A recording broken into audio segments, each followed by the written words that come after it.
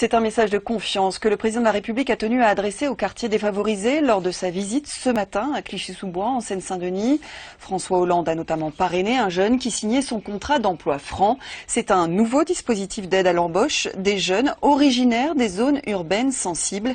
Les explications tout de suite d'Alexandra Marie avec Pierre Pachou. Ce jeune diplômé en électricité signe un contrat à durée indéterminée dans une entreprise de Clichy-sous-Bois. Un emploi franc, c'est-à-dire que son nouvel employeur va toucher 5 000 € pour le recruter. On a voulu quand même aider les quartiers de la ville dans lesquels on vit. Parce que je pense que si la ville va mieux, l'entreprise ira mieux aussi. Dans certains quartiers du plateau de Clichy-Montfermeil, 40% des jeunes sont sans emploi. Pas de transport, image négative malgré la rénovation urbaine. Certains candidats vont même jusqu'à modifier leur adresse sur leur CV. Les emplois francs, un dispositif d'urgence contre la discrimination, mais reste une question.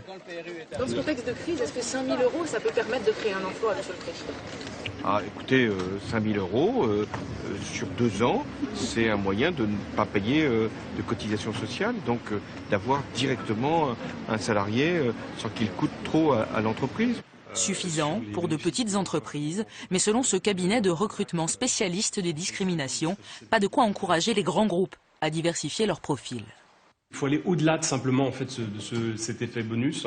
Il faut essayer d'engager un plan de sensibilisation globale sur ces compétences qu'il y a aujourd'hui dans les quartiers difficiles. Et si on n'encourage pas ces entreprises, si on ne les accompagne pas, on n'arrivera pas à faire tomber le chômage dans ces quartiers malheureusement. Autre outil décisif ici à Clichy-sous-Bois, l'arrivée dans ces locaux d'une agence Pôle emploi en janvier prochain.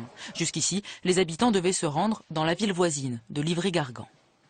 Nous, ce que nous espérons en tant qu'entrepreneurs, c'est d'avoir des liens avec Pôle emploi pour pouvoir recruter du personnel dont nous manquons régulièrement. L'arrivée de cette agence est une étape décisive, mais reste un autre défi majeur pour la valorisation de ce territoire, attirer les emplois et les entreprises.